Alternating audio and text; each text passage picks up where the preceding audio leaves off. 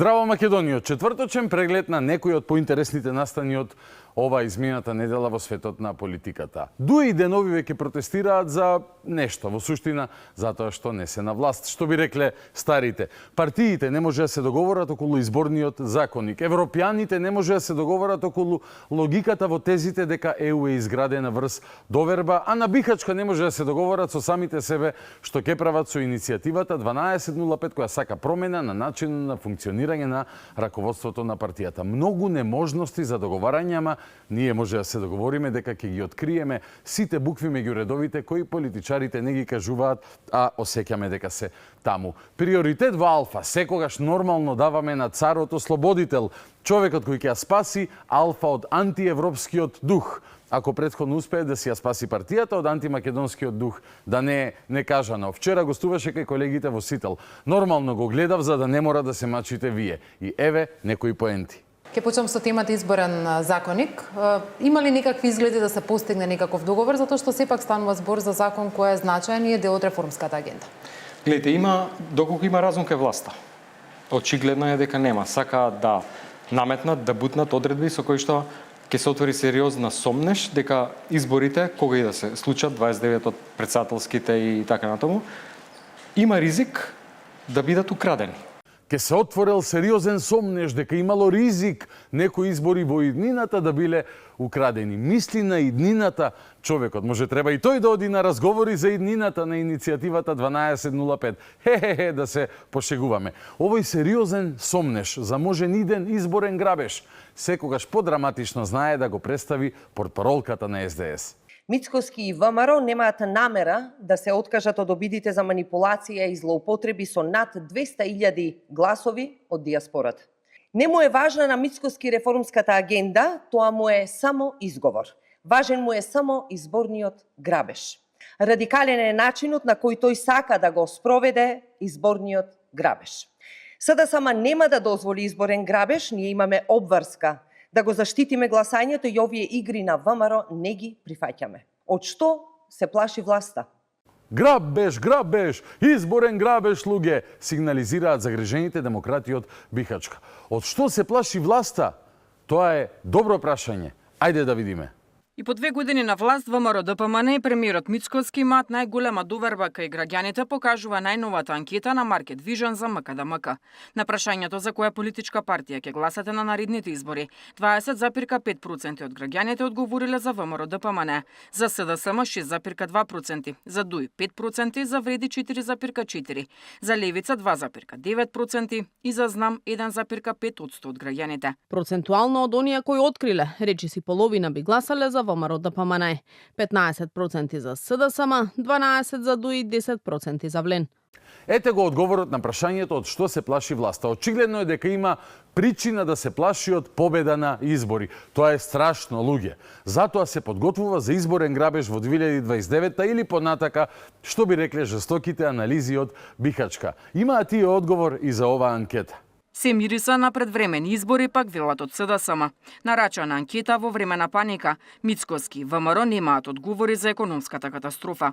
Нема одговори за тешкиот живот на граѓаните. Нема пари во буџетот. Нема пари ниту за пензии, затоа анкета. Мицкоски насила ја укина техничката влада. Сега насила се обидува да протурка изборен закон кој отвара можност за кражба на гласови. Се мириса на предвремени избори. Сака да го продолжи мандатот затоа што не му се оди на факултет. Таму нема приватни авиони за патување на море, стои во писмената реакција на СДСМ. Значи, според нив, се е катастрофално и затоа власта сака да има избори кога се е катастрофално. А тие како опозиција велат, ние нема да сме алиби за предвремени избори, односно не сакаат да одат на избори, иако се е катастрофално според нивниот светоглед и опишување на животот во Македонија. Значи, според јаките анализи на аналитичарите на состојбите од СДС-то, ВМРО сака да си замине очигледно од власт, а СДС не сака да дојде на власт. Ако ова ви изгледа лудо и незаборавно, не заборавајте дека според истите фаци, кога тука укажувавме на ризиците од отворените идентитетски закани кои доаѓаат од истокот, тие рекоа дека ние ве лажеме и шириме антиевропско расположение. Чисто да си ги калибрираме стандардите за нормалност, окей? Ајде сега назад на спасителот и ослободител, администратор, да не реча Фенко Вилипче. Се прави само една модификација, да сега диаспората гласа по пошта со писма. Повторно, апсолутно никаков механизам за контрола на тој процес. Како ние може да бидеме сигурни дека тие писма кои што ќе стигнат на денот на гласање, на претседателските избори, да кажеме, 29-та година, ќе бидат автентични и пратени од луѓето кои што навистина се наши луѓе кои што живеат во диаспората? Никако како да бидете сигурни. Единствено вам да ви се достават, па вие да ги отворате едно по едно и да направите проценка. Ако некој гласал за ВМРО, тоа е лажно, неавтентично писмо, бидејќи нели ништо не чини, се пропаѓа и се е катастрофа. А ако некој случајно гласа за СДС, може би диаспората од Дубај, тогаш тоа писмо ќе е означено како автентично и ќе мора да се брои. Јас на вистина не гледам друг начин како да сте вие уверени дека ќе има демократски избори, бидејќи нели сите во оваа држава живееме, легнуваме и се будиме со една мисла како на оваа пробугарска банда во Македонија да и се удоволи, да биде задоволна, срекна и да живее исполнет живот со полни гради. Зошто се дава можност да се стави терет кој што ќе го носат утре нашите членови на диаспора, па некој да им каже вие сте криви што изборите беа лажирани. Сака да каже, ние ќе сме тие кои ќе ја обвинуваме диаспората дека учествувала во нелегитимни избори. Нема друг некој, реално. Ама изборот на зборови е важен. Мислеле, како да изгледа, не дека не им одговараат гласовите од диаспората, туку дека ја штитат диаспората од обвинувања дека учествувала во таков изборен процес. Ало, кој може да нанесе товар врз диаспора во избори организирани од државата, со институции задолжени, платени да ја обезбедат законитоста на процесот? Што трабуњаш, мајсторе? Не е само гласањето на диаспората. ВМРО сакаше да го на некој начин смени начинот за заокружување на ливчињата. Освен со заокружување на бројката пред името, односно партијата, да има и друг начин на обележување. Да, но тоа би го прифатија веднаш како забелешка. И сега го поставам прашањето. Ако сакаат да прават такви некои промени кои што укажуваат дека може да има злоупотреба на изборниот процес и после тоа се пазарат, ќе тргнеме некои делови, само прифатите го ова. Па зашто треба да се верува дека имаат искрена намера? Знае да зоврие мозок ако се трудиш да го слушаш внимателно и да се обидеш да му ја фатиш поентата.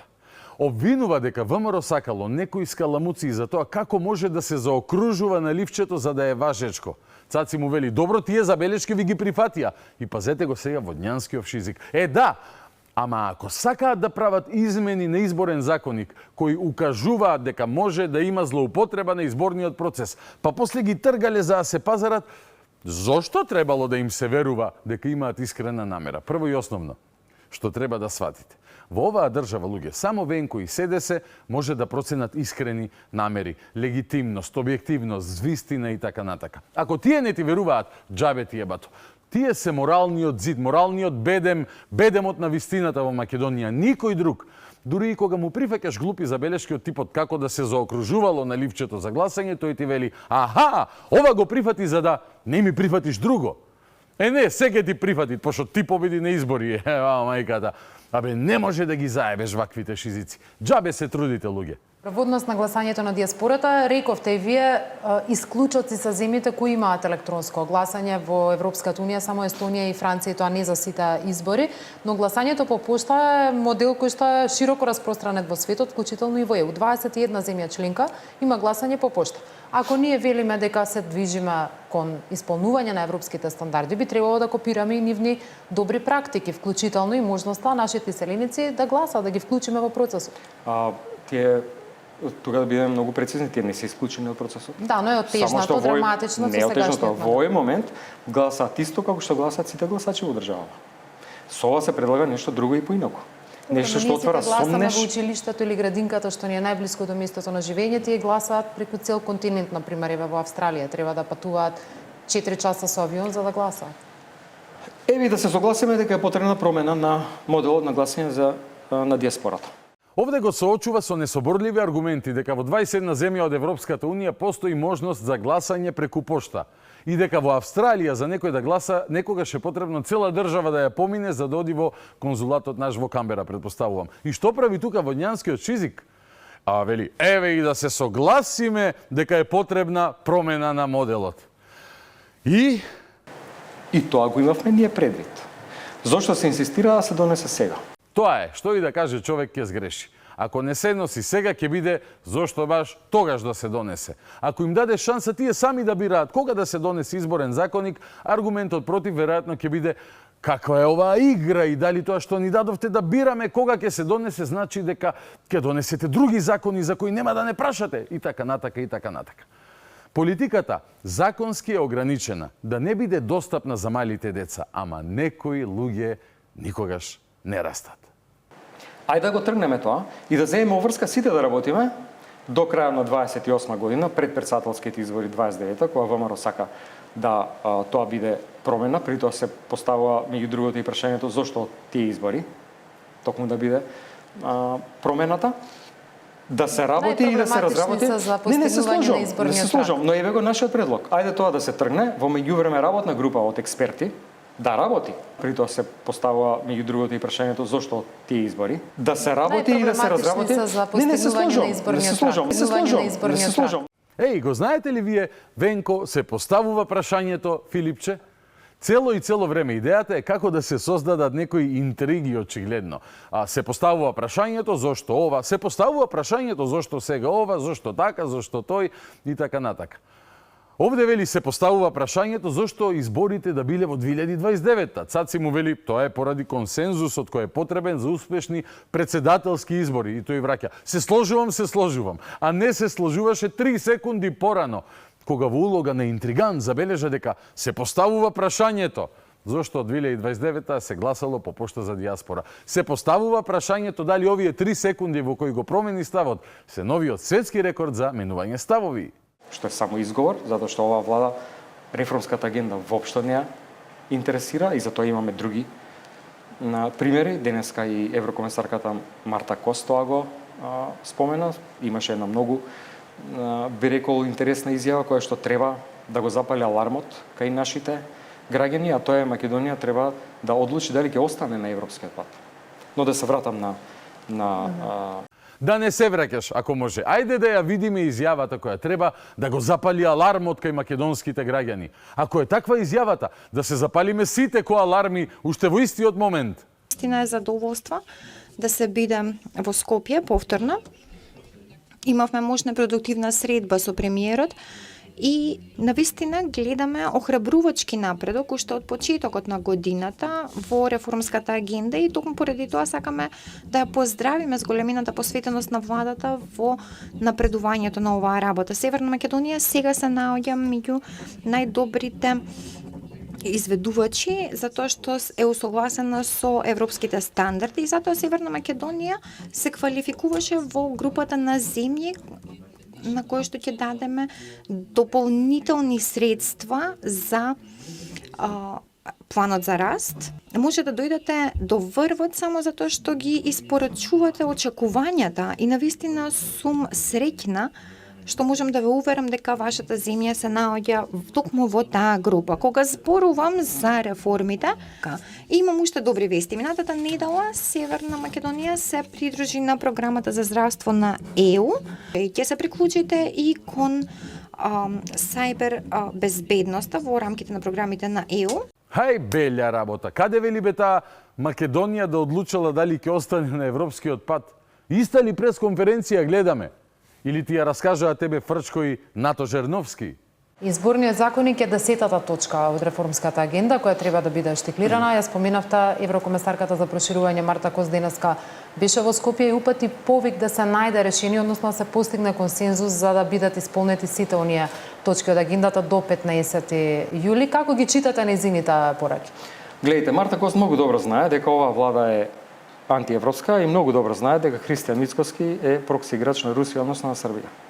И е човекот што ја води државата во изолација и не дозволува да се направи чекор кон отворање на поглавијата за преговори со Европската Унија. Хајде белја работа.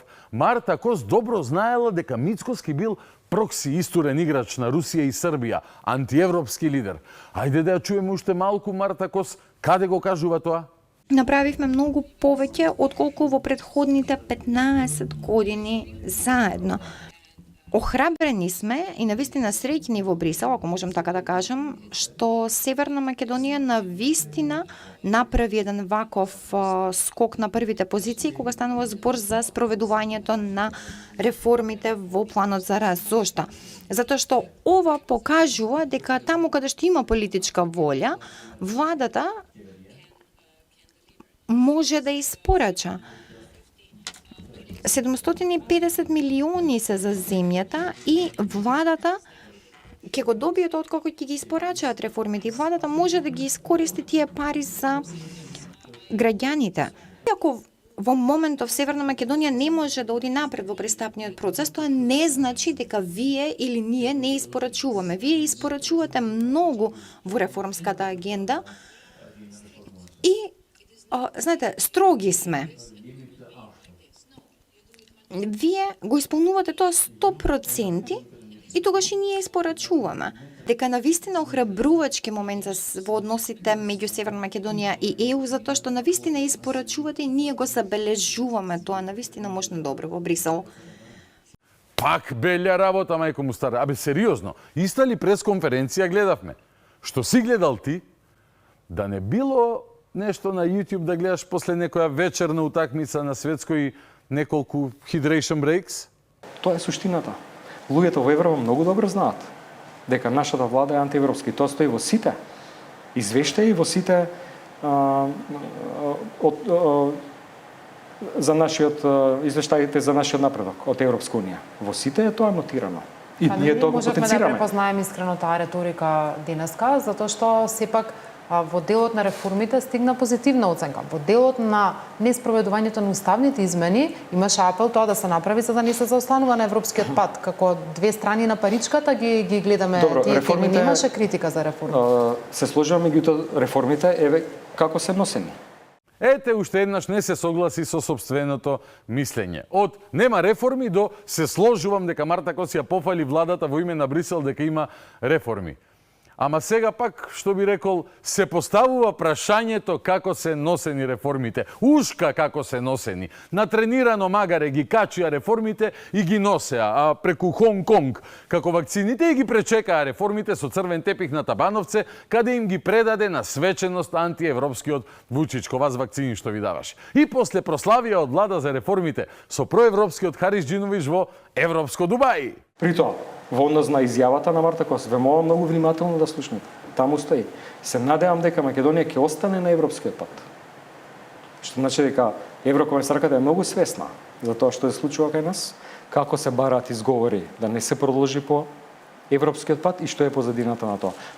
Впрочем, ние на нашите пресконференции тоа секојдневно го укажуваме. Впрочем, вие на вашите пресконференции секојдневно укажувавте и дека Македонија е нападната под ризик, предадена поради британските мигранти кои ќе дојделе и ќе добиеле македонски пасоши и станови и ќе им ги земеле работните места на македонските граѓани, а власта тоа ќе го скриела преку избори во јуни кој што веќе помина. А ова повторување на оваа непостоечка изјава на Марта Кос е причина да прогласиме дека ако продолжи вака претплатникот ќе биде исклучен поради мамење, што би рекле ние охриѓани. Стварно доста е, мајко му стара. Кога ќе ја ослободиш Алфа, може ќе пренесуваме и лаги за тоа што кажала Кос и ќе не ослободи Венко од антиевропската вистина за кажаните зборови на еден европски комесар. Но дури не дојде да ја ослободи Алфа ТВ, ќе мора за жал да ги гледаме фактите и вистината. Тоа е, што не значи дека нема да ви ја покажуваме и Венковата вистина, бидејќи и таа треба да ја знаете. Баш сте активни во тој дел, во барањето за спроведување на уставните измени, како што кажавте со секојдневни пресконференции, но еве и последните мерења на јавното мислење покажува дека тоа не носи некој драматичен раст на поддршката за СДСМ, ниту пак ја намалува поддршката за власта фактот што по моментов не се оди кон таков чекор или остануваме блокирани. Го тестирате ли сенсот на јавноста кога константно барате да се спроведе нешто за што очигледно дека не постои поддршка кај мнозинството граѓани? Тука има две многу битни работи. Прво, зошто нема таква поддршка, на што се должи, и второ, што тоа значи за нашата земја. Имено и Христијан Мицкоски и сите владени представници ветува нешто сосем друго. Дали уставните измени, и ова веќе сме го говореле многу пати, се некаков ризик. и членови на ВМРО ДПМН признаваат дека тука нема ризик, туку стравуваме евентуално нешто да не се случи понатаму. Меѓутоа, што е суштината? И така СДСМ во изминатиот период практично ја креира политиката. Знаете, битно е да се носат крупни одлуки во интерес на граѓаните. Не секогаш чекорите кои што треба да ги преземете се популарни. Не секогаш политиките кои што треба да се направат во интерес на државата и на граѓаните ви носат популарност. Напротив, се намалува. Ама кога ќе се направат тие политики, кои што не се никаков ризик за идентитетот, за јазикот, за било која идентитетска одредница, а стравото овие работи е резултат на силната пропаганда на Христијан Мицкоски, на Орбановите медиуми кај нас, на цела оваа власт, благодарение на што ја добија довербата на огромен број граѓани, затоа што ги излажаа. Кога ќе се имплементираат тие политики, може да биде подобро во државава. Во кратки црти, вие не го сакате СДСМ бидејќи сте заблудени од пропагандата. Не ја гледате големата слика и така натака. А секунда подоцна, пак оди со она позната комуњарска теза дека народот не знае што е добро за него и тие се одбрани од Бога да носат политики за доброто на заслепениот народ. Идентитетто бетон, луѓе, без гајле. Дајте да го смениме знамето. Добро, сменето е. Океј, името може, ајде и тоа е сменето. Добро, да подпишеме заедничка историја, подпишана е. Добро, дајте уште бугари во устав и готово. Може да биде подобро, што би рекол Венко. Освен што досега стопати не уверувале дека може да биде подобро после нешто и испаѓало подобро, ама само за нив, не за Македонија. Ама уште ова и ќе биде подобро. Иако соседиве отворено не негираат и не признаваат, сепак ќе биде подобро. Венко гарантира. А ако не го гледате ова, вие сте антиевропски. Или поново, заспани. И како во хорор приказна од браќата Грим, од сонот ќе ве буди Венко, принцот ослободител на вистината. Тоа е најкорумпираната влада што држава некојаш имала. Најкорумпирана влада во Европа, која што ја заглави државата, у кредити што ги плаќаат следните генерации, само за да владеат со националистичка, популистичка реторика и да ги плашат луѓето со тоа дека некој ќе ни го земи идентитетот и јазикот. Срамота е ова што се прави. Ова е срамно, ние ваква власт не заслужуваме и граѓаните мора да се свесни, мора да се разбудат. Да се разбудат и да дадат поддршка, затоа што вистинските политики се само во нашиот фронт за вистина и правда. И ние правиме се да ги разбудиме граѓаните и да ни дадат поддршка на следните избори, да вратиме власта во рацете ним, во рацете на граѓаните. За жал не може да разбудиме некои од граѓани што само се преправаат дека спијат, а гледаме дека има такви. Интересен поглед на нештата. Оние кои не ги поддржуваат пробугарските ставови на оваа банда биле не ни заспани, туку се преправале дека спијат. И затоа не можел Венко да ги разбуди, затоа не можел вас да ве разбуди. Епа еве, кога ќе ослободи Алфа, ќе му дадем и емисија, бе, нека се вика "Разбуди се ако можеш" со Венко Филипче и со Јон може како партнер. И ќе ви се дере, идентитетот не е загрозен, не негира Бугарија. Дури не ве разбуди сите во 11 навечер. И така разбудени ќе излезете на тераса и ќе му дадете аплауз, како во времето на ковидот кога имавме најдобар перформанс во светот и пошироко поради неговата кротка и блага лидерска аура. Доста му беше вечерва реално. Мислам дека тој треба да се разбуди од сонот, дека сите сме глупи, само тој е паметен, ако не сака да си ја дораспарчи партијата. Ама, кој сум јас да го спречувам во тоа, нели? Одиме на разговорот во студио. Вечерва со пратеникот Бојан Стојановски, со кој секогаш имаме многу интересни разговори на актуелните теми. Ке биде интересно. Останете со нас, започнуваме веднаш.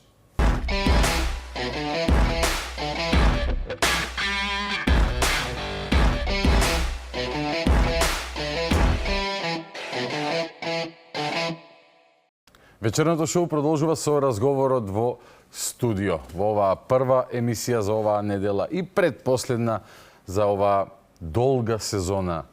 Како прва сезона треба да си ја сметам на вечерното шоу, бидејќи започна во 2022 година и до сега не сме застанали ниту една недела. Како што знаете, ова ќе го најавам неколку пати во овие две емисии.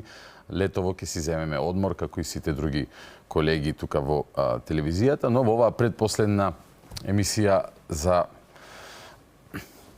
оваа сезона Вечерва ќе разговарам со еден секогаш радовиден гостин, особено па во период кога се носи буџетот, бидејќи еден од најинформираните пратеници на таа тема, да не речам секогаш досега покажал дека го познава буџетот во малиот прст, но и за сите актуелни случувања на политичката сцена ги нема премногу во моментов, знаете, во преден план се реформската агенда, преговори со опозиции, околу кршење на копија околу изборниот законник, гласање на диаспора и така натака. Вечерва на сите овие теми ќе разговарам со пратеникот и заменик координатор на пратеничката група на ВМРО ДПМН Бојан Стојановски. Добро вечер, добре дојде.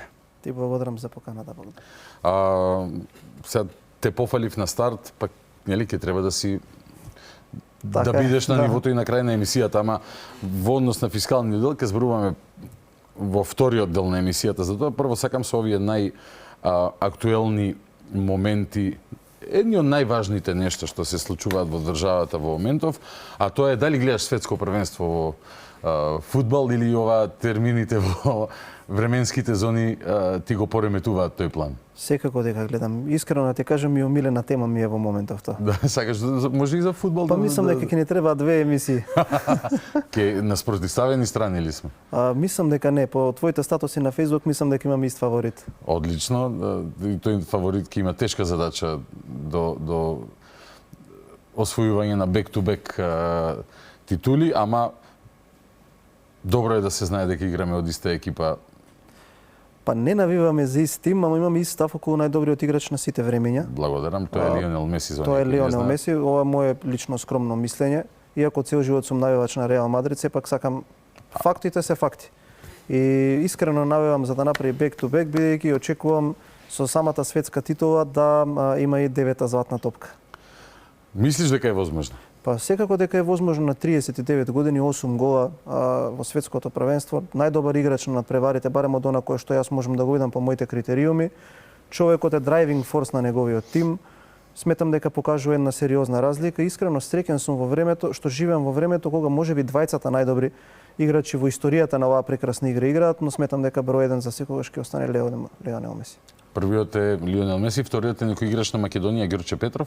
Или? Па види сега, ако збориме од тој аспект, мислам дека Македонија Ѓорче Петров, ако прашате некој Ѓорче е overall number one на сите времења, така да ако гледаме од некои други работи, секако би бил, мислам дека играч на Македонија Ѓорче Петров пред Лео Меси, ајде сега збориме за светско првенство. Се обидувам нешто во живо сега да изведам, бидејќи не ми беше планиран овој дел од муабетот, ама па нели гледаме фудбал и зошто не сакам да го покажам логото на Македонија Ѓорче Петров и да те прашам како еден навивач на Реал Мадрид навива со уште поголема жештина за Македонија Ѓорче Петров, а логото е копија на логото на Барселона. Има разлика. Има во види логото сега. на Барселона нема лавови. Дајте така. Да. Нема лавови. Нема лавови, има лавови. Тоа е она што му фали на логото на Па Барселона. затоа не викаат лавовите од Ѓорче. Точно така, да зборуваме реално, но добро, шегата на страна. Но веројатно ти треба како време за релаксација, бидејќи парламентот се уште активен и баш имате густа агенда. Така, баш во периодот. Во изминатиот период. Океј, на политичко поле започнуваме со актуелностите, а тоа се случувањето околу усвојувањето на законите од реформската агенда. Вчера беше еврокомесарката Марта Кос во Скопје и за разлика од оној пат кога несрекно ја изнесе она формулација дека дел од нашиот идентитет. Разбираме што сакаше да каже, ама осетливи сме дека бил ајварот, пинџурот, пиперките, не знам, ѓомлези или што и да спомна тогаш. Вчера имаше полна уста пофалби за политиките кои што ги спроведува владата, дека Брисел е задоволен, дека гледа напредок, дека Македонија е во врвот на земјите кои ги спроведуваат реформите што ги бара Брисел. Од друга страна, вчера во интервју лидерот на СДСМ може би гледал некоја стара снимка од Марта Кос, но не знам, изнесе работи кои што просто таа не ги кажа, но според него таа кажала нешто дека некоја сомнителна формулација дека е важно Македонија да остане на европскиот пат, што значило дека вие сте прокси руски, српски, маđарско, кинески, не знам, новозеландски играчи во Европа, потенцијален тројански конј и така натака и така натака. Како ти ги доживеа, пример, настрана Филипче, на Мартакос забелешките и што гледаш во однос на промената на расположението од бриселска страна кон нас? Па вториот дел од изјавата од аспект на уставни измени ми беше очекувана, бидејќи секој кој што е рационален знае дека таква изјава ќе стигне од таму, но она кое што прилично јас би сакал да го акцентирам и што навистина ми даде вака некој мотив, па да кажам некој топол ветер во овие сочување или во расположение на нехилизам во држава, дека навистина комесарката дојде и го пофали тоа што и очигледен напредок. Ние сакале некои групации во држава да признаат или не, не можам да разберам зошто им е толку тешко тоа да го признаваат, бидејќи се работи за наша заедничка држава, без разлика сега кој е на власт, успех е успех. Македонија може да биде прва во нешто. Македонија може да покаже дека во реформи и спроведување на ете би кажал одредени поместувања во системот кои што се случуваат со чекорите од реформската агенда, може да го промени општеството на подобро. Во 4 периоди додека се мери нашиот напредок, нели на секој 6 месеци се мери напредокот во исполнувањето на тие врски, ние 3 пати сме први. Еве сега и во овој период кој што ќе биде резултатот познат веројатно во раната есен, и овој пат ќе бидеме први, периодот од јануари до јуни. И господјата Кос го знае, го кажа тоа што го знае секој кој што ги следи од близко работите, дека ние навистина сме најдобри, ние сме реални фронтранери во тоа. И токму затоа очекуваме и дополнителни средства да легнат на нашата сметка. И од она кое што го направивме како организација, ние можеме да видиме дека секоја сабота премиерот става слики и фотографии од она кое што се случува како тело. Да, во владата со господинот Копман директно на видео врска се координираат сите чекори. Амбасадорот Рохас неколку пати кажал дека е задоволен од начинот на кој што ние ги имплементираме тие реформи и мерки. Ние како парламент до 36 се што беше наша обврска беше донесено, затоа се создаде и одреден период во кој што имаше многу динамично седници во собранието. И сакаме на тој начин да покажеме дека нашите аргументи во насока на добивање на гаранции и почитување на човечките права во Бугарија не се единствените кои што ги носиме ние на масата, туку и реформите и мерките кои што ние ги создаваме. Фактички тоа е обид да се одземат сите други странични аргументи дека покрај неспроведувањето на уставните измени како преземена обврска од како до сега коалицијата има и нешто друго. Целта ви е да нема ништо друго, односно да е јасно дека ако не беше тој политички блок, политичка блокада од источниот сосед, дека ние фактички навистина ќе предничевме во Па целта беше со една паметна дипломатија ние да покажеме дека имаме квалитети, дека сме многу подобри од сите останати, бидејќи ја не знам што некој би барал во политика или општо во животот во било која сфера ако не сака да докаже дека е најдобар. И сега ние ако се ставиме во контекст не само на Западен Балкан, еве така наречените фронтранери Албанија и Црна Гора или екстра фронтранерите Украина и Молдавија, не постои држава која што е поспремна од нас во овој момент. Ако ги гледате вие оние конфигурации согласно планот за раст, кој што може или треба да ги започне заслужено преговорите. И затоа многу е едноставно и подобро вие имате како аспект на преговарачка позиција кога ќе седнете на масата со некој од Брисел кој што има во моментов таква нели висока функција, кој ќе кажете да еве го планот за раст, нашите врски се целосно исполнети, ние сме број 1, вие кажувате и потврдувате дека сме број 1, со ова имаме проблем, но нашите аргументи за овој проблем се тие. Го бидов и ја гостувањето на лидерот на опозицијата. И јас се почесто имам едно вака расположение во мене или еден заклучок. Мислам дека немаше граѓанин кој што не е збунет од тоа негово гостување. Ја разбирам дека вие сте опозиција, треба да креирате таков наратив, некоја одредена перцепција дека владата недоволно испорачува, но не постои граѓанин кој што е здраворазумен, кој што не беше збунет од она гостување. И се почесто нивните гостувања се конфузни. Но проблемот главен е што како тие луѓе се однесуваат во опозиција, така се однесува и на власт. Тие луѓе имаат многу сериозни функции во оваа држава и ако видите дека сите тие биле поранешни министри одговорни за сериозни ресори, ако вака се однесуваат во опозиција, тогаш замислете какви луѓе нас не воделе 7 години. А на што ја темелиш таа оцена за збунетост? Што ти падна во око вака? Не можев да претпоставам, знаете како, сега Венко Филипче не убедува сите жители во држава дека господјата Кост не го кажала тоа што сите го слушнавме дека го каже. Сега такви некои аргументи, такви некои тврдења кои што воопшто не беа споменати на пресконференција. Може би гледал друга пресконференција. Знаете како сум се обидел во изминатиот период социолошки малку повеќе да ги анализирам и да разберам зошто го прават тие тоа. Ајде да не речам субјективен сум дека сум различна политичка партија. И имам чувство дека со таква жештина го подценуваат македонскиот народ, што за мене веќе ова не е ни навреда, ова не е ни подценување. Не знам кој збор да го употребам. Сега, ние сите ја гледавме пресконференцијата и Венко Филипче упорен е во тоа што го зборува. Упорно не убедува дека не е така, дека ние доцниме една година. Не баре ние самите меѓу себе се оценуваме тука. И сега, ако видите, еве имаме ние во моментов расправа за ребаланс на буџет. И тие имаат заедничка една теза прифатено, која што гледам дека првоборец е Венко Филипче. Поминало што поминало, не го споредувајте тоа време на СДСМ, затоа ги изгубивме изборите. Ајде, викаме ние да се споредуваме ВМРО со ВМРО. Пред една година да се споредиме. Практично ние кога ќе видиме имаме уште подобри перформанси него пред една година и кога тогаш бевме први во спроведување на реформи. И не знам што се обидува овој господин нас да не убеди, но тој не е ни толку важен, не мислам дека треба да му се посветува внимание. Ние треба да сватиме дека колку повеќе со подобар план и со подобра стратегија ги испорачуваме овие реформи, толку повеќе ќе ни се засилуваат оние асови кои што ние ги имаме или аргументи за да разговараме за вторава тема. И тука многу често гледам дека тој нихилизам кој што го шири опозицијата, особено некои експерти по медиумите или некои општественици, ете видовте дека нема гаранции или така натака. Ние за овие 2 години имаме повеќе направено во тој правец него сега само во претходните 7.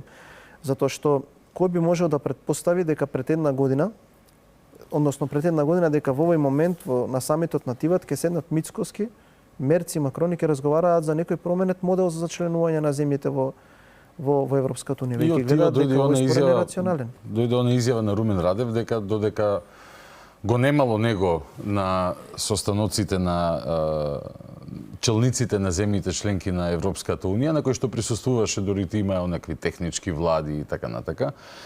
Односно во изминативе 2 години дека расположението во Европа е променето. Тоа е изјава на Румен Радев, подобар доказ за тоа од успешноста од валидноста на стратегијата на нашата дипломатија да се изложуваат нашите аргументи нема. Односно, не знаеш дали ќе успееш, но секогаш вреди да се бориш. Јас тоа го поздравувам во секоја можна прилика. Но кога ајде да квантифицираме сега, не може па искроз да ги изолираме идеите и стратегиите на опозицијата, бидејќи може да чинат некои 4 милиони евра, например, кои што се дел од средствата за планот на раст во однос на подобрување на изборниот законник.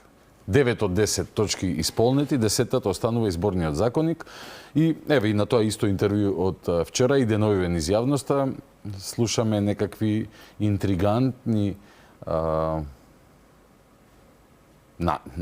оцени, не се најави, дека со барањето за гласање на дијаспората, кој и сега има право на глас, но со променетиот начин, односно обидот за олеснување на гласањето на македонците низ дијаспората, вие сте се обидувале да украдете некои избори, не знам кои од 29-та или некои избори после 2029 година.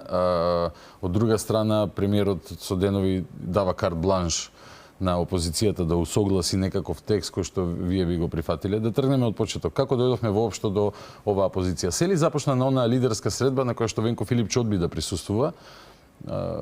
Тогаш ли беа иницијалните контакти во однос на измените еве конкретно на овој закон, дури покрај оној закон за влада, и колку е вистина во тие тврдења дека примери со ДУИ, со левици имало согласени позиции, па после тие излегуваат и викаат не е ова она што го договоривме. Ти си внатре во парламентот и по комисиите, веројатно може да посведочиш од прва рака. Па со оглед дека еве на последниве 2 средби заради отсуството на координаторот Мицевски, јас присуствував на таа работна група во рамките на парламентот. Сакам да дадам една подетална и подолга експликација за граѓаните да разберат што всушност се случува. Ќе слушнеме ексклузивни информации сега од координативните средби на пратеничките групи во парламентот. Бидејќи имам чувство дека опозицијата сака во јавноста да наметне повеќе теми со што би креирала една димна завеса за да ја збуни јавноста, за да не дојдеме до она кое што е суштина на целата оваа работа. Прво убаво вие кажавте да почнеме од 10 чекори, ако сме имале 9 се реализирани. Ние гледавме во реализацијата на сите чекори, да им ги одземеме сите аргументи кои што би биле кредибилни и реални за тие да речат дека некој од тие чекори не е исполнет така како што треба. СДСМ не гласаше за ниту еден закон од реформската агенда и тоа треба граѓаните да го знаат. За овие 9 чекори кои што се исполнети, па барем на 7 од нив имавме јавна расправа на кој што ние не поканивме ниту еден експерт. Ниту еден човек кој што ќе биде предвод на мнозинството. Тој кој што тие мислеа дека треба да дојде, тој кој што тие сметаа дека треба да биде поканет, беа поканети и им прифаќавме амандмани кои што сметавме дека треба да бидат инкорпорирани во тие 9 чекори. И дојде 10-тиот чекор, сада само нели одби да присуствува во работната група која што беше дел од Министерството за правда за новиот изборен законник. Сите останати кои што беа дел од таа работна група се согласија, потпишаа едно законско решение и кога требаше да се поднесе до парламентот, политичката партија Левица вели ние сме согласни на ова затоа што сите нивни барања, а граѓаните треба да знаат, сите нивни барања се исклучиво само за финансирање на кампањата.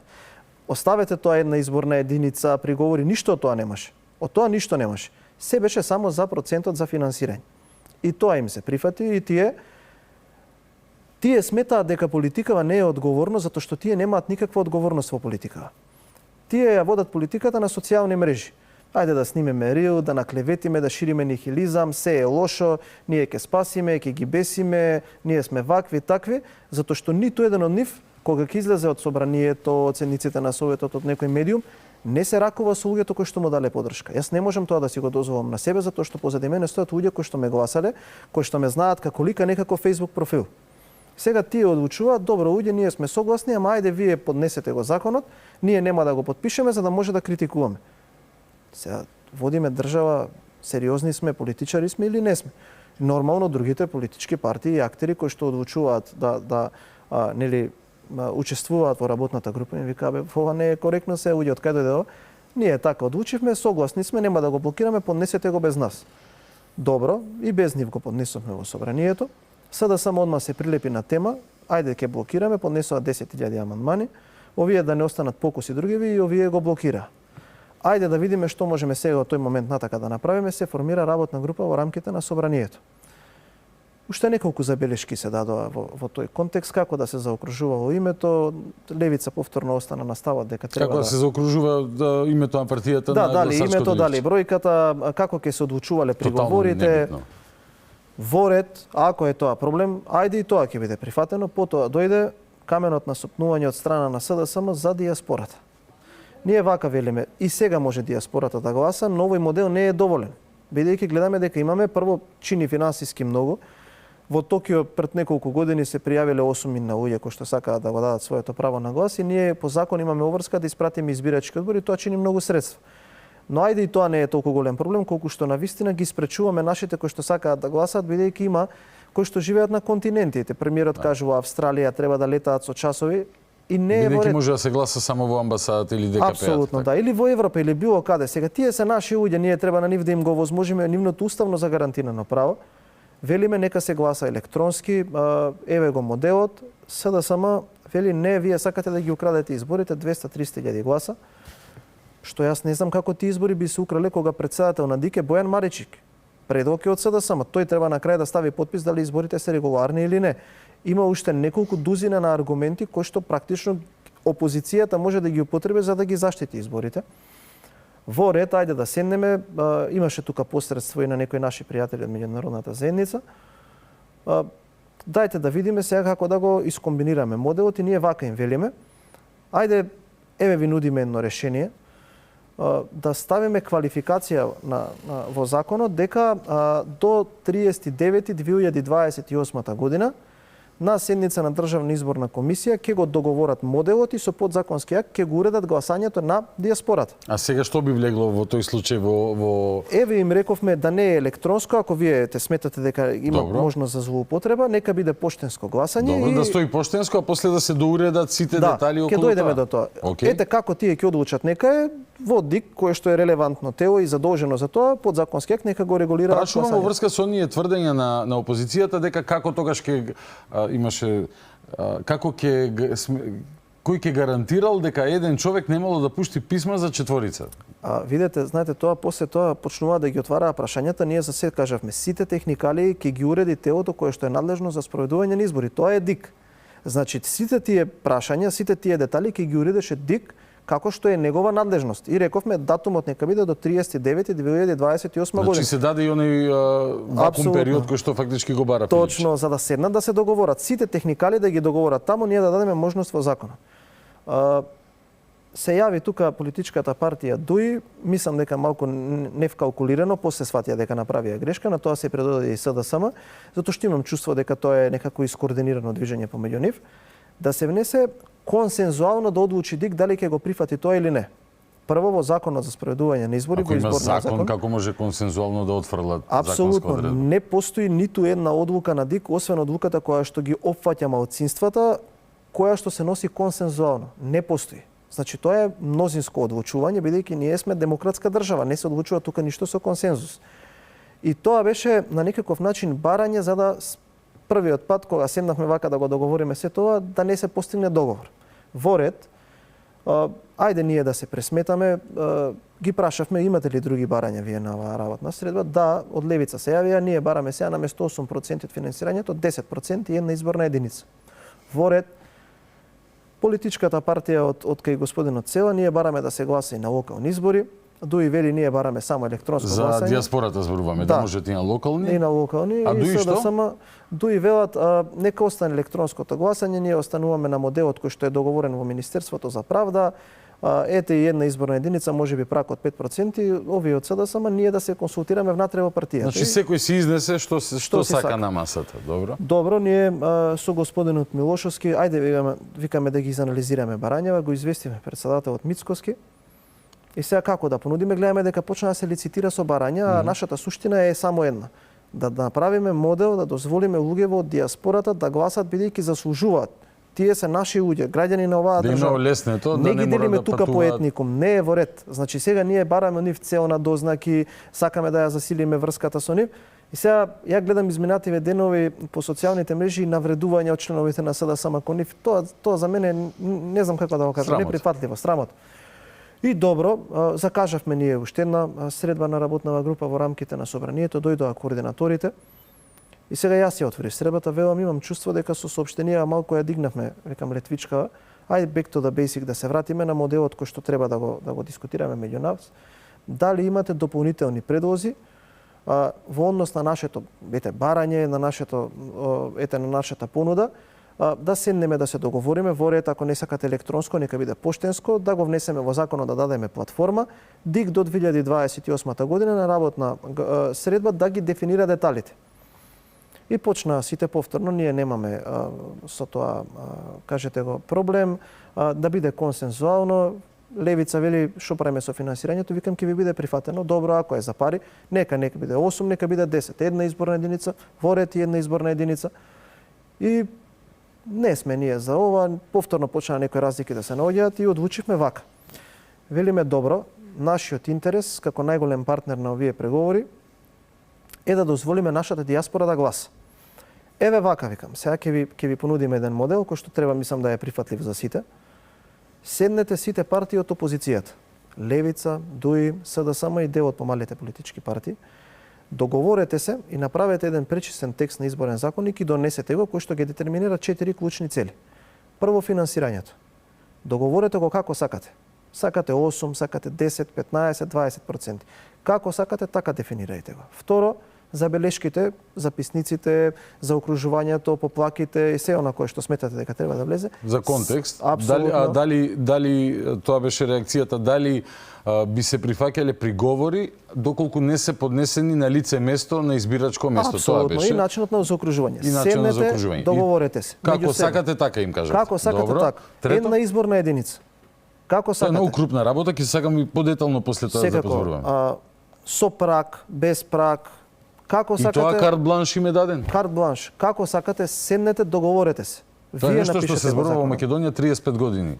Точно така е. Точно така е. Значи, овие три работи им велиме како вие ќе договорите, седнете, договорете се. Добро. Нашиот услов само да биде испочитуван, да гласа диаспората, но кој модел и како, вие седнете, договорите, ние све ви прифаќаме. Еве, седнете сега, договорите се за еден час, донесете текст, како вие ќе кажете, ние тоа одма го прифаќаме. Добро. Само да може диаспората да гласа. И настане една тишина во просторијата. Па ние не застапуваме општи блоковски ставови, ние застапуваме партиски ставови. Во ред и во Министерство за правда се представува партиските ставови, се постигне консензус. Ние врз основа на оваа понуда што ви ја дадовме, уште еднаш да потсетам како ќе се договори опозицијата за финансирање, за поплаките, за една изборна единица и за моделот на кој што ќе гласа диаспората, ние вреди и знам одма ви прифаќаме. Ве молиме само седнете до 15 јули да го фатиме овој дополнителен грејс период, да бидеме 10 од 10. Добро. Тоа што вие ќе го договорите, тоа ние ќе прифатиме. Во ред, ајде да се консултираме, настана збунување во просторијата. Новинарите кои што беа таму побараа брифинг, јас излегов, ги избрифирав за ова. Едно половина час, 45 минути немаше реакција од никого и како што излегуваа да ги даваат брифинзите, се што кажаа беше апсолутно невистина. Излезе едниот, вели ние имаме такви разлики, излезе вториот такви разлики, третиот такви разлики, во ред седнете, договорете се меѓу вас, дојдете, ние тоа ви го прифаќаме. Само за да може диаспората да гласа и ако сакате до 15 јули за да го фатиме рокот за да бидеме 10 од 10. Луѓево еве видовме до ден денеска се уште немаат цена, тоа се нема договорено. Видов вчера некој соопштение дека Левица ќе иницира средба да седнат да се договорат. Ете ќе искористам. Во ова светло е таа најава фактички. Па така јас го разбрав тоа. Ете ја користам оваа прилика уште еднаш да ги повикам. Седнете, значи Левица, ДУИ, СДСМ и дел од пратениците кои што доаѓаат од кај Арбен Таравари из Јадин села. Договорете се, пречистете го текстот, доставете го, ние одма ви го гласаме. Одма го прифаќаме само за да може диаспората да гласа. Ги збунивте со отворената понуда? Апсолутно да. Мислам дека ти очекува дека ние ќе тактизираме.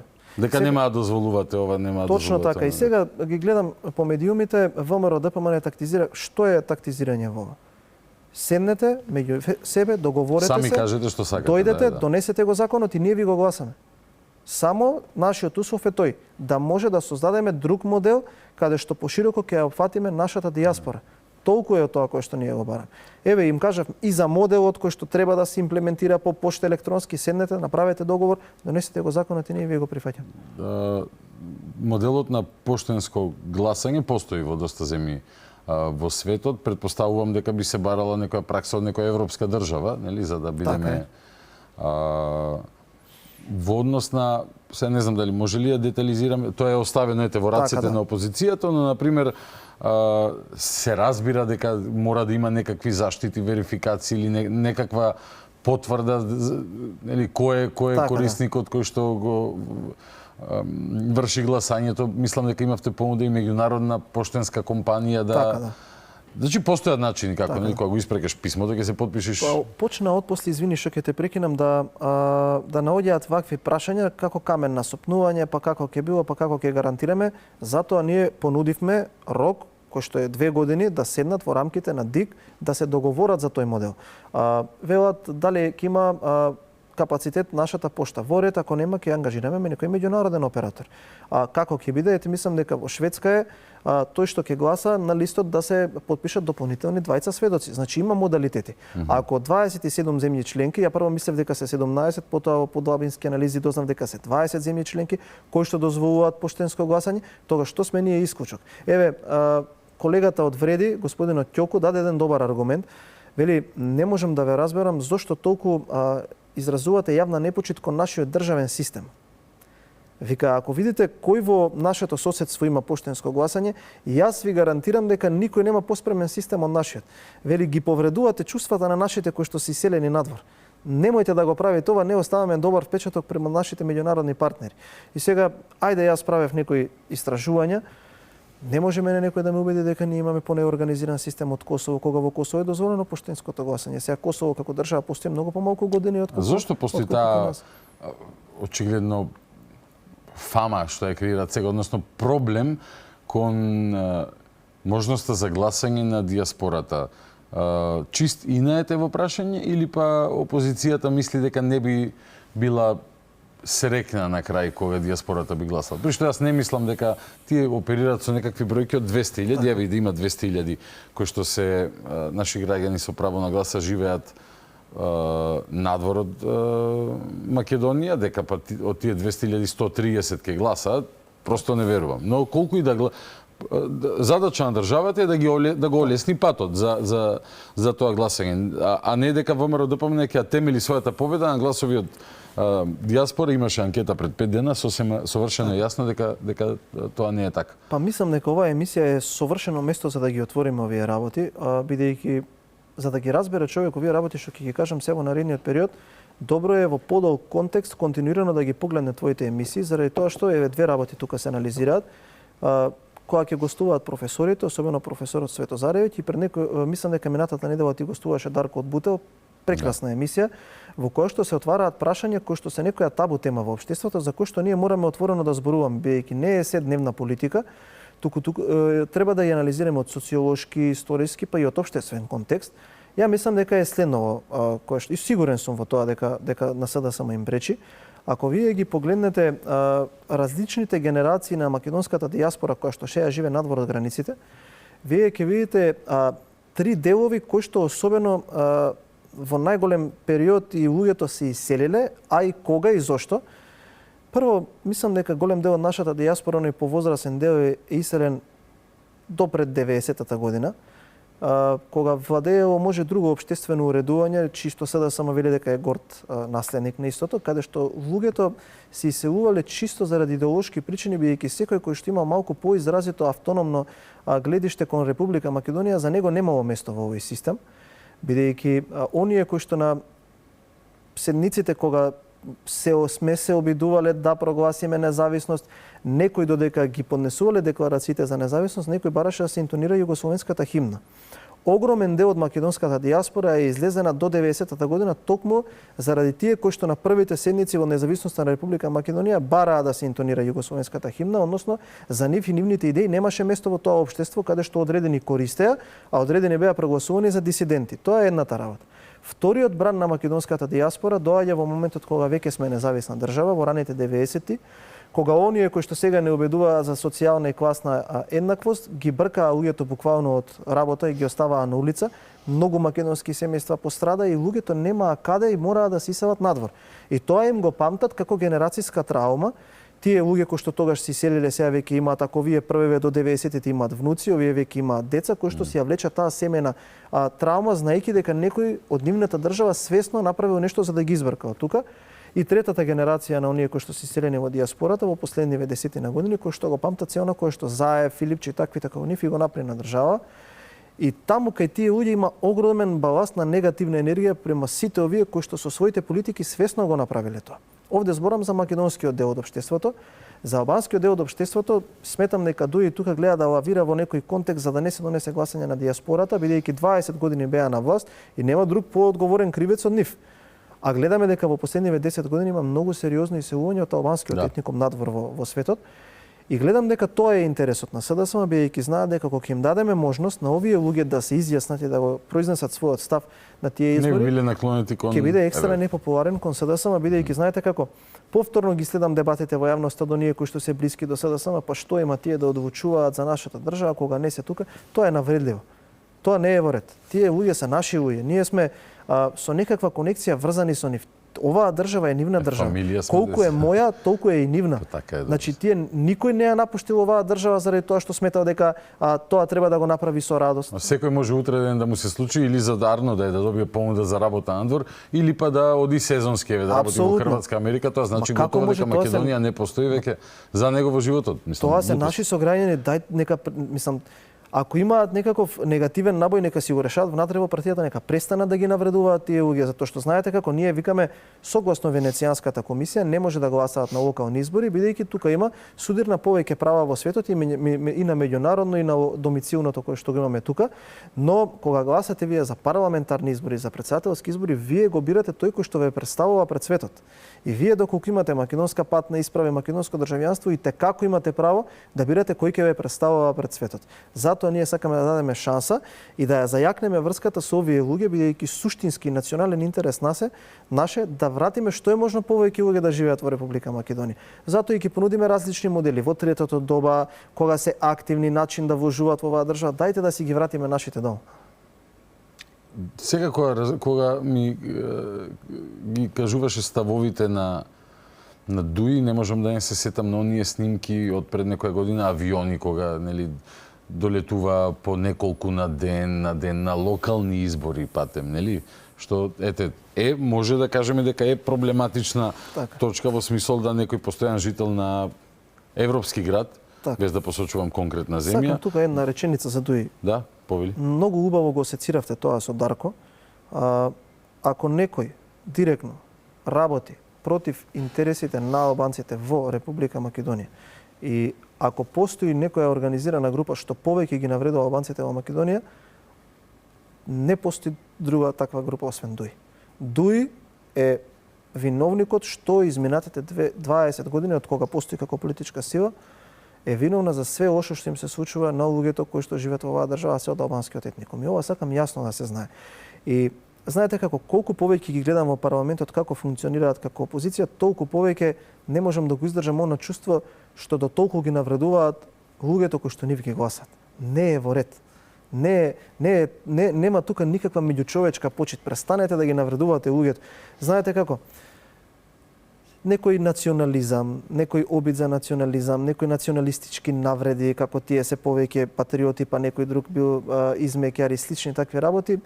А тие се тие виновници кои што ги избркаат тие луѓе да излезат надвор на нашата држава. Знаеш, Бог да не те, ти си од Охрид. И мене ме боли кога одам на кај Охрид кога ги гледам тие куќи празни. Што е тоа, споменик? Убава куќа, средена, куќата празна, спуштени ролетните, пожолтени ролетните, преку зима оџаците не чадат. Не ми е убаво.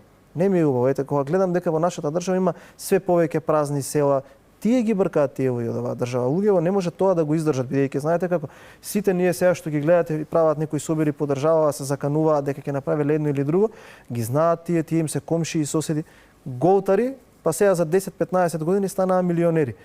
Не е во ред тоа, нека престанат да ги навредуваат луѓето на таков начин. Ние имаме поинаков концепт.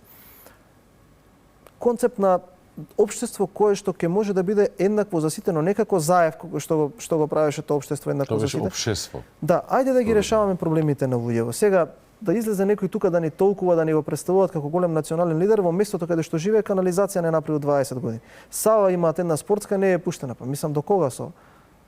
Една изборна единица е тема на која што сакам малце време да ја посветиме, тоа е не посакувано, барано, присутно во јавниот дискурс, буквално ичмалку над 3 децении. Возможно ли е ради теснопартиски интереси да ја пропуштат оваа прилика сегашниве опозициони партии за да се направи една ваква крупна промена на изборниот модел, од кој па голем бенефит, најголем бенефит, без оглед колкав и да е прагот, баш може да имаат помалите партии? Па мислам дека сега, барем од тоа што сум разговарал со колегите што подолго време се присутни во тие работни групи за изборниот законник, мислам дека во Македонија во овој момент нема изборна единица само поради помалите партии. Да бидеме реални. Сега тие сакаат тоа да го представат дека ете големите партии кочеле. Имаше во претходниот период кога Дуи беше исклучиво против една изборна единица, сега гледам дека е за. Дури прагот од 5% за мене е коректен, но мислам дека малите партии го произнесуваат како барање во јавноста и секогаш кога ќе дојде да се разговара за одреден изборен праг, тие го напуштаат тој концепт, свесно потоа користејќи некои алатки во политиката да го закочат тоа да не биде имплементирано, бидејќи не им одговара прагот кој што е предложен. Еве во овој момент ние кажавме, повторно ќе го повторам нашиот став, немаме против една изборна единица, ние нема да бидеме како заев кој што им вети на помалите партии, па потоа ги излажа 7 години, 2 пати или 3 пати го ставаше во програма. Немаме против една изборна единица. Седнете, договорете се. Како вие ќе договорите, ние тоа ќе го Дури прагот има слобода да го апсолутно се предложи. Нека седнат, нека се договорат за прагот, нека дојдат. Гледам дека и Левица има некој процент кој што на праг кој што го предлага, нема проблем. Колкав е предлогот на Левица? Лавира, исто како што лавира за процентите за финансиите, само што овие не се толку храбри, бидејќи за финансиите беше 5, па 8, па 10, па сега 13. Не се толку храбри во тој дел, но мислам дека тука некаде околу тој на Дуи. Не знам дали е координација, но некако така ми гледа дека е синхроно. Тоа е под 5%? Околу 5. Така, околу 5, бидејќи по последните анкети рейтинзите така им се нешто можда над 5 беа Левица во на последна анкета која што ја Гледав, но не се, ќе биде интересно се види како ова ќе се тркала до крај, ќе биде штета ако поради така теснопартиски интереси или само желба ете да немаме чиста десетка, се продолжи со блокадата, бидејќи како што разбирам, овој филибастеринг може баш да потрае, така? Па да, согласно новиот деловник, 5 закони се мислам дека во овој дел кој што може да бидат блокирани, еден е изборниот закони. Да. На Венко Филипче му треба тема, ете да каже дека нешто блокирал. Тоа е кај него интересот. Мада првично за да се докаже дека има жестока опозициона активност и да ги девалвира оние што сакаат да го сменат. Точно, мада првично да бидеме реални, прифатија формулацијата дека треба да се договори во Државната изборна комисија со подзаконски акт кој што ќе биде усвоен до 39 до 2028 година, но мислам дека беше дел од неговите пратеници го разубедија и тој да го внесе зборот консензуално. Но што е тука сега? Кај него тој е интересот, кај левица видоа дека некој нешто блокира, па и тие тргнаа за тоа, бидејќи таму се мери политиката исклучиво низ кликови на Facebook. Знаете како, толку несериозно до некогаш изгледа како се води политиката, ај, левица можам да ги разберам, СДСМ не можам да ги разберам. Знаете како, некогаш таа партија носела некои одлуки кои што рефлектирале после тоа одредени промени во општествениот контекст во државата. Сега да е на ова ниво падната, не можам да го разберам она ниво на политизирање, не ми е јасно, мен искрено. Очигледно и граѓаните не може да го разберат ако им веруваме на анкетите, пример ова комбинација Market Vision и МКД изминативе години не да речам не промашувале многу, туку биле секогаш блиску до точните бројки кои што накрај граѓаните на главната анкета, така наречени избори, ја соопштуваат својата одлука. Твоја проценка, поблиску сме или подалеку од предвремени, можност за предвремени парламентарни избори? Па мислам дека во овој момент одиме кон тоа да бидат да го завршиме целосниот мандат, да бидат редовни парламентарни избори, бидејќи ете на 13-14 ќе биде реконструкцијата на владата. Да. Ние кажавме дека не е мала 8 нови позиции, мислам. Така е и тоа во месец август поради тоа што собранието ќе биде нели на годишен одмор, во септември ќе се продолжи со вториот ешелон, а и премиерот најави дека потоа таа реконструкција ќе се спушти на локално ниво, па и на третиот ешелон, бидејќи секогаш кога вие ќе дојдете на средина на мандатот, треба да бидете подготвени на две работи. Прво, нормално дека ќе се променат голем дел од приоритетите на владата, па ќе сакате да засилите во одреден дел од сферата на општеството или ќе почувствувате дека има таква потреба да одиме во таа насока. А вториот дел е да бидете подготвени за изборно тестирање, бидејќи ако видите сега рокот кој што е сега поминат и го споредите со претходните 2 години со претходните со првите 2 години на СДСМ и првите 2 години на ВМРО ДПМН, тогаш имаше едно соочување на претседателските избори каде што СДСМ ептен низ иглени уши победи. Да бидеме реални, во првиот круг водеа само 4000 гласа и покрај тоа што во 80% од територијата на Република Македонија победи ВМРО ДПМН, сега да се одржат избори на 2 години, мислам дека СДСМ ќе има уште поубедлив пораз од тоа што го имаше претходно. Така да, ете, гледаме дека тие ја засилија својата реторика, почнаа да бараат некое соочување, па сега од кога ние видоа дека сме сериозни во таа насока и дека сите опции се отворени, видов дека се повлекува. Но она кое што е суштински интерес, еве кога ќе завршиме реконструкцијата на владата, мораме уште повеќе, уште подобро да реализираме она кое што сме го ветеле кон граѓаните. Стандардно стана на средината на годината да има ребаланс на буџетот. Кои се причините за тоа оваа година и каде ќе се вложи повеќе, од каде ќе се скрати, колку ќе е развоен, кон што ќе е фокусиран, еве можност десетката да си ја одбраниш, така да ја најавив на почеток. Прво, фала ти за десетката. Второ, омилена тема кога зборуваме за политика ми е економијата. Исклучиво мислам дека секој перформанс на било која влада треба да се мери исклучиво низ тоа. И некако мислам дека најчистиот облик на политизирање е кога вие ќе успеете да го подигнете стандардот на граѓаните, кога секој ден во државата ќе се збори за нови проекти, километри автопати, болници, градинки. Барем тоа јас на тој начин го гледам и сметам дека сите ресурси кои што ги има една влада треба да ги насочи исклучиво само кон тоа, бидејќи има луѓе кои што се во политиката само да политизираат, а секогаш сум ја, ете, зборот ќе го употребам, мразел абстрактноста во политиката и сум сакал да зборам за конкретни работи. Буџетот кога ќе стигне во собрание е конкретна работа, бидејќи вие имате можност да зборувате за тоа што секој граѓанин ќе добие, и стопанството и државата. Гледам дека во овој ребаланс опозицијата е за неколку нијанси помлака од тоа што било претходно, бидејќи навистина концепиране така на начин да даде многу повеќе за граѓаните. И би сакал да ја честитам на министерката за финансии и нејзиниот тим, бидејќи од она кое што го имаш наследено навистина прави екстра работи за да можеме ова сето да го испорачаме кон граѓаните. 3 работи ќе кажам кои што се многу важни.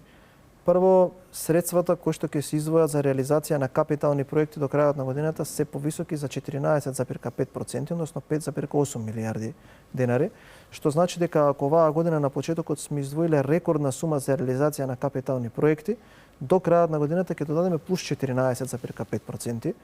И знаете, тоа ви го кажав еднаш во емисијата, сега кога зборуваме со вие од СДСМ, тие велат, ама не се споредувајте со нас, тоа време поминало. И ние одлучивме заедно со министерката да не се споредуваме со СДСМ, туку да се споредуваме ВМРО со ВМРО. Што значи тоа? Да не споредуваме што било пред 2 години, туку тоа што било пред 1 година. Во овој момент, заклучно 6-тиот месец, имаме исплатено и реализирано повеќе капитални проекти или повеќе средства за капитални проекти, 55% споредено за претходниот период оваа година, средства за капитални проекти. Значи, за пред 2 години да не зборам, тоа е значително повеќе. И затоа сега сме одлучиле дека треба да дадеме уште повеќе средства за да има повеќе проекти. Кои повеќе проекти? 740 милиони денари повеќе за железница. И само уште еднаш да бидам прецизен. Од овој момент до крајот на годината 740 милиони денари повеќе на првично испланираната ставка. За општините околу 2 милиарди денари повеќе. Не постои министерство каде што не ја зајакнуваме програмата АА, инфраструктурни проекти кон општините, за реализација на вакви проекти. 245% повеќе во Министерството за образование за санација на ученички и студентски домови, 435 милиони денари повеќе за студентски стандард, 200 милиони денари повеќе во Министерството за образование за реализација на проекти во општините. 250% повеќе средства во Министерството за спорт за реализација на проекти од аспект на спортот. Министерството за животна средина целиот буџет го зголемуваме за 54% повеќе. Пречистителни станици, водоводи, канализации, сето тоа влегува во овој дел. Над 1,5 милиарди денари повеќе за плати. Граѓаните треба да знаат дека сите колективни договори ќе бидат испочитувани, дека ќе ги зголемиме дел од платите каде што сме се обврзале до крајот на годината.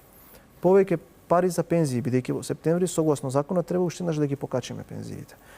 Ако видиме развојните подпрограми што се гарант дека ќе се реализираат овие проекти, за 11% повеќе имаме обезбедено средства.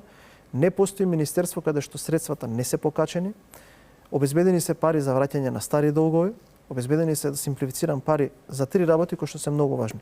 Повисоки плати, повисоки пензии и за реализација на капитални проекти. Тоа е она кое што ние го нудиме во овој ребаланс на буџетот. Опозицијата потврди дека се пренапумпани ставките во приходната ставка, дека ќе мора државата се задолжува и така натака. Кои се контрааргументите на Па вака, оваа година ќе вратиме 70 милиарди денари, односно 1,3 до зависно 1,4 милиарди, односно се извинувам, а 2,5 милиарди евра стари долгови. Аха. За 2 години ние имаме сервисирано стари долгови 4,5 милиарди евра. Колку што беше цел јавен долг до пред промена на власт. Значи за 2 години ние сме вратиле 4,5 милиарди евра долг земен од времето на СДСМ, кој што ние сега требаше да го сервисираме и го сервисирав. Ако ги видите приходите во буџетот, вие еве повторно ВМРО со ВМРО. Ајде ги оставиме СДСМ на страна. Овој месец сега ќе ви реагираат срамота, се споредуваат сами со себе, само бендисани се. Како да ви кажам, ако ги видите овој месец, еве јуни 2026, ако го споредите со јуни 2025, по основ на царина 50 милиони евра плюс имаме наплатено. Ете, ВМРО со СДСМ не се споредува.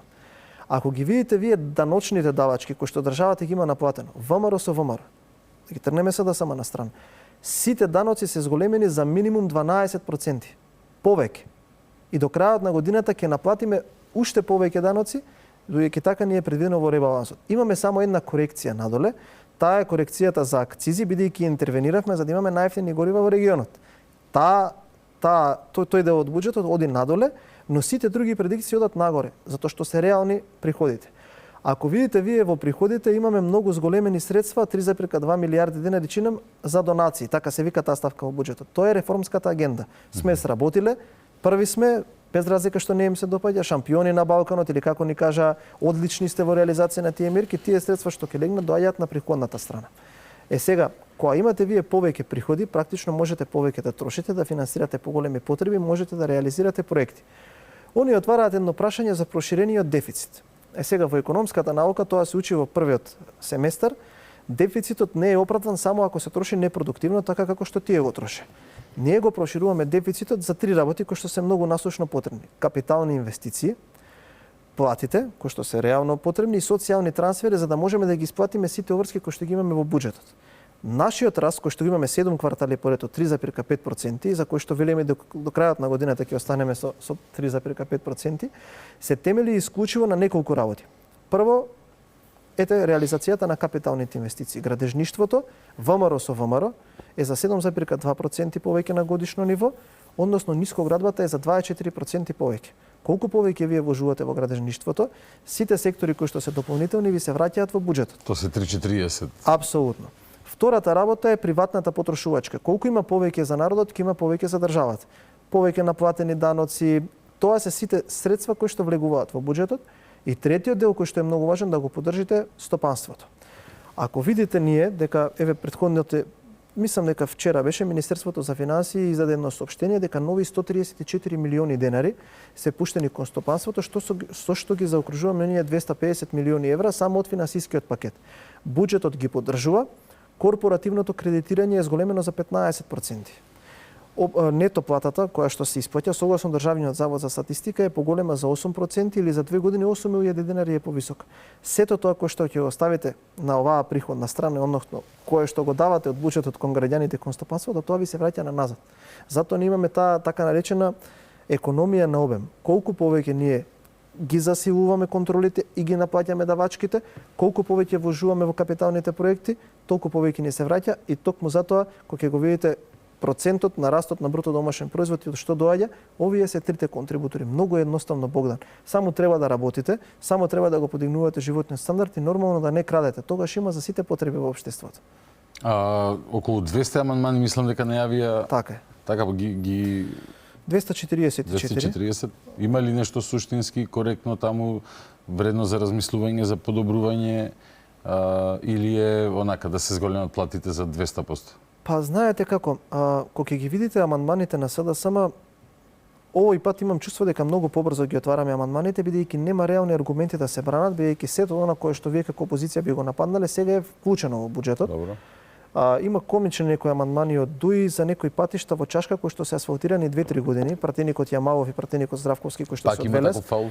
Па да, ете, знаете мене што ми изненади.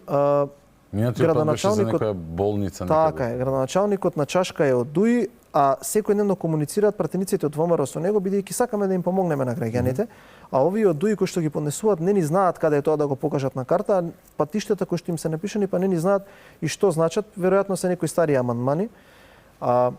Овие од СДСМ бенигно така нешто имаат поднесено колку да ја кажат бројката, Филипче да каже не е добар ребалансот, ние сме поднеле 100 и нешто амандмани, додека најкомичен амандман кој што ми беше поднесен ми беше амандманот од аспект на Министерството за одбрана од пранешната министерка Славјанка Петровска. Добре. Таа па ни кутрата самата не знае што поднела таму од тоа кое што го имала побарано, бидејќи сето она кое што тоа го бара е за 50% повисоко од моментот кога таа била министер за одбрана.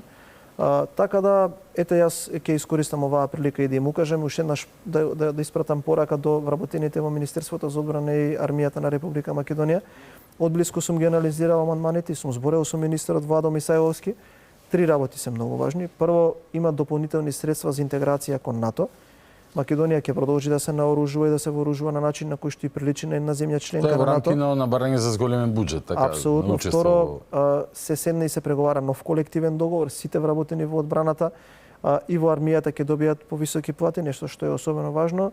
И третото, за 50% е поголема сумата која што се издвојува за пожарникарите во Министерството за одбрана, така да би порачал на претходната министерка Јанка Петровска, нека седне, нека го отвори тефтерот, нека запишува и нека учи како се води министерство. А во однос на оние реакции, морам да се повикам на нешто, на СДСМ, например, за младите, дека во однос на младите буџетот не предвидувал, не знам, доволно средства за сите потреби и така натаму. Па еве, јас ќе им дадам еден предизвик, нека кажат која ставка и каде. Бидејќи сето тоа кое што ги детерминира младите, еве тоа се три работи. Прво, образованието, зголемени се ставките и за основно, и за средно, и за високо образование. За училишни и за ученички студентски домови ставката е зголемена за отприлика 90 милиони денари, што значи дека ќе се реконструираат сите, спортски сали 200 милиони денари, ученички и студентски стандард комбинирано над 500 милиони денари и програмата за живеалишта која што е зголемена отприлика за 30 и нешто проценти. Тоа се младите. Ако одиме во програмите за поттикнување на вработувањето, односно планот за вработување, 40 милиони евра, 3000 денари за секој млад кој што ќе се активира во одреден дел од професиите кои што ги имаме во нашата држава, така да ова е само ВМРО, со ВМРО ги кажувам процентите, да не мислат дека со нивно време се споредува. Не постои ставка за младите која што е намалена. Ете, нека кажат која ставка, па можеби ќе им се извина. Честитам, колега. Ја одбранивте тезата. Ви благодарам.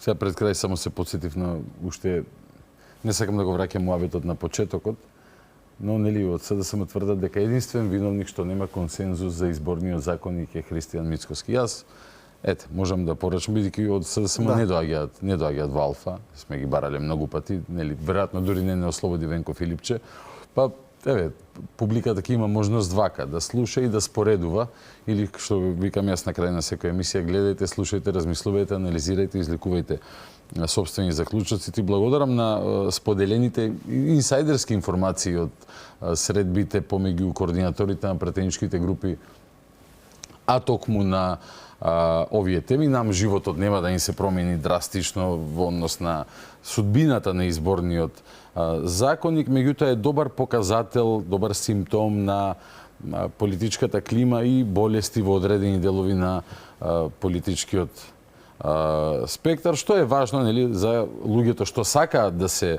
информирани. Не сите луѓе сакаат да се информирани, некои делуваат само по емоција или по традиција, но оние што сакаат да се информирани, сметам дека и вечер имаат добра можност да се информираат за нештата, еве, барем од аспект на ВМРО ДПМН и од твој личен аспект. Ти благодарам за споделеното време вечерва.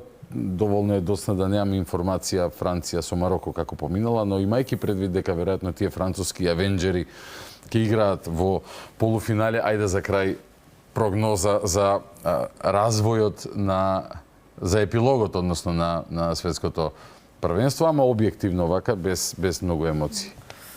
Ајде пак за омилената тема. Објективно мислам дека најсилен состав има Франција, од тоа кое што можев да го видам до сега. Секако конкуренти се Аргентина и Шпанија. Можеби во подоснежниот дел од првенството ќе може да ја кренат формата, но од она кое што го видов, навистина импресивно. Два состави, без разлика кој е замена, кој да влезе игра подобро од тој кој што ќе биде заменет. Така да генерално му давам позитивна оценка на ова светско првенство. Убав фудбал се игра, отворен. Мислам дека би посакал, доколку в парувањето не сум го видел како ќе биде до крајот. Франција оди на Шпанија или Белгија, а Франција, Мароко, Шпанија, Белгија, ваму се Норвешка со Англија против Аргентина, пак не, Швајцарија. Да, па мислам дека очекувано финале би ми било Аргентина-Франција. Реприза на 2002. Да, и секако би навео за Аргентина ради Лео Меси, бидејќи би сакал таа приказна да се заокружи на таков начин, бидејќи знаеш како ќе седиме сега со повозрастните генерации, тие се уште тврдат дека Диего Армандо Марадона е најдобриот на сите времења. Јас сум субјективен, си го бранам сопственото време и би сакал така да ја заокружи неговата кариера, бидејќи понакој што гледам во Франција, разликите пред 4 години и како продуцираат фудбалери, мислам дека за 4 години, односно за 2 на европското секако, за 4 години Франција и така како би била и понатаму конкурентна за светската титула. Од твоја уста во Божи уши. Благодарам уште еднаш, Бојан Стојановски, чести задоволство и се гледаме во наредната сезона на ова треба да се ќе ми треба време да се привикнам дека нема да работам после континуирани 430 епизоди, но ова беше предпоследната епизода за сезонава. Утре затвараме и здравје Боже од септември, така се гледаме повторно. Бојан Стојановски, благодарам и се гледаме во следната Ти прилика. благодарам, Богдан. Фала ви вас што останавте со нас до самиот крај. Наредна средба утре по 22:30, до тогаш стандардна процедура. Гледајте, слушајте, размислувајте, анализирајте, излекувајте собствени заклучоци и стискајте палци за Аргентина денови. Благодарам. Добра ноќ, Македонијо, главата горе.